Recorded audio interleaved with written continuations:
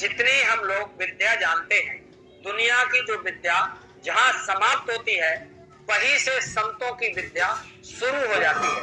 लोगों को लगता अब ये काम हो नहीं सकता, संत महात्मा वहीं से रास्ता निकाल देते हैं, क्योंकि ये चालाकी का मत नहीं है। भोले भाले लोगों पर भगवान की, संत महात्माओं की दया कृपा ज्यादा होती है। क्योंकि आगरा में एक महात्मा जी थे, तो उनके एक शिष्य थे, हर बात मानते थे, हर बात मानते थे, और उन्होंने नाम नहीं सुना, ना भजन किया। अब समय आ गया तो गुरुजी ने उनसे कहा कि अब आप 15 दिन में मर जाओगे। तो उनको बड़ा डर लगा, क्योंकि कैसा भी शरीर हो, मौत से सबको डर लगता। तो उन गुरुजी के चरण पकड़ लिए, कहा गुरुजी हम मरना नहीं चाहते। तो गुरुजी ने कहा आपने भजन किया नहीं, अगर आप भजन करते तो मौत से इतना नहीं डरते। तो कहा गुरुजी अब आप नाम दे दो तो हम भजन कर लेंगे। तो कहा आप 15 दिन में क्या भजन करेंगे। तो कहा गुरुजी अब क्या करें, लेकिन आदेश मानते थे, भोले भाले जीव थे। तो कहा बैठ जाओ। अब पंक्ति मार कर बैठ गए। तो गुरुजी ने उनके माथे पर अंगूठा लगाया, अंगूठा लगाकर धक्का मार दिया, वो लेट गए, जमीन पर लेट गए। घंटे 2 घंटे लेटने के बाद में जब गुरुजी ने उनको उठाया तो कहा उठ जाओ। तो कहा गुरुजी 15 दिन बहुत होते हैं, हम अभी मरना चाहते हैं। तो कहा क्यों। कहा वहां तो बहुत अच्छा लगता, जहां आपने भेजा था वहां बहुत अच्छा लगता है, अब ऐसा करो हमको मर जाने दो।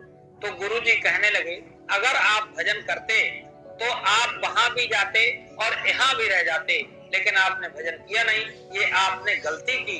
तो भोले भाले जीव थे, तो उन्होंने कहा गुरुजी गलती आपकी भी थी। तो कहा हमारी कैसे। कहा आपने माथे में अंगूठा लगाकर धक्का मारा ही नहीं पहले। तो भोले भाले लोगों पर ये दया कृपा ज्यादा होती है, इस मत में चालाकी नहीं चलती। इसके लिए धर्म पुस्तक रामायण में महात्माओं ने लिखा है, उन्होंने लिखा कि निर्मल मन जन सो मोहि पावा, मोहि कपट छल छिद्र न भावा। कपट और छल इसमें नहीं चलता, इसमें जितना मन निर्मल होगा उतना ही भगवान और महात्मा उस जीव को पसंद करते हैं। तो हम लोग इस बात को न सोच समझ नहीं पाते। जैसे पूज्य महाराज जी जिनके दाढ़ी बाल काले हैं, इनके लिए रविदास जी 600 वर्ष पहले अपनी पुस्तक में लिख करके गए। उन्होंने लिखा इनके बारे में, जब दिल्ली में सिकंदर लोधी का राज्य था, उस समय कोई कोर्ट कचहरी, सुप्रीम कोर्ट, हाई कोर्ट नहीं हुआ करते थे। उस समय राजा के हुक्म से ही फैसला हो जाता कि इनको फांसी पर लटका दो या इनका सर कलम कर दो। तो उस समय गोरखनाथ जी काशी में थे, और काशी में ही रविदास जी थे। रविदास जी संत थे और गोरखनाथ जी योगी पुरुष थे। तो गोरखनाथ जी सबसे बहस करते, शस्त्रार्थ करते थे और जाकर सबको हरा देते। योगी पुरुष थे। धीरे धीरे जाकर के वो रविदास जी के पास पहुंच गए। रविदास जी से उनकी टक्कर हो गई।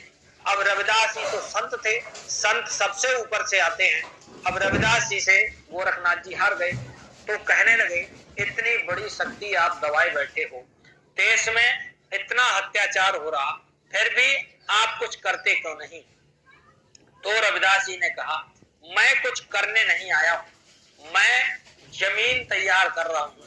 आगे चल करके माधवराव उतरने वाले हैं, धनियों के धनी उतरने वाले हैं, उनके लिए मैं जमीन तैयार कर रहा हूं। तो उसमें अपनी धर्म पुस्तक में रविदास जी ने लिखा है, पोथी में लिख करके गए। वो लिखते हैं, उन्होंने लिखा कि अहमिद बीते कल्प कछु प्रगटाए माधवराव, ऊंच नीच बिसराय के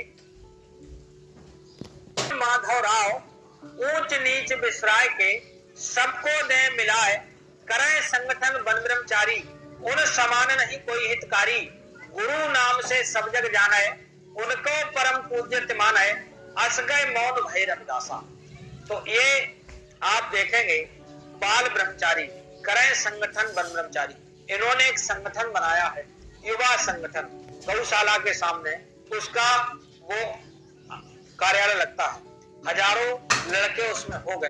वहां कोई ऊंच नीच नहीं, भेदभाव नहीं। जब आप जाएंगे लाखों लोग इनसे दवाई पूछते, पढ़ाई पूछते और भजन ध्यान उसके बारे में पूछते। तो आप लोग जब इनसे जाएंगे तो इनके पैरों की तरफ ना ध्यान दे करके इनकी आंखों में देखना। आंखों से ही प्रणाम किया जाता है, पैर छू करके नहीं। तो ऐसे संत सदगुरु के लिए रविदास जी 600 वर्ष पहले लिख करके गए। और जहां रविदास जी रहते थे वो वहां पर एक ऊंची जाति के महात्मा, ऊंची जाति के राजा का राज्य था। वो ऊंची जाति के थे और रविदास जी थे वो छोटी जाति के थे। जूता बनाने का काम करते थे, जूता बनाने का काम करते थे, चमड़े में भिगो करके। तो राजा ने रानी से कहा कि आप जो है इस महात्मा के पास जाकर देखो, इसकी लोग बहुत बात मानते हैं।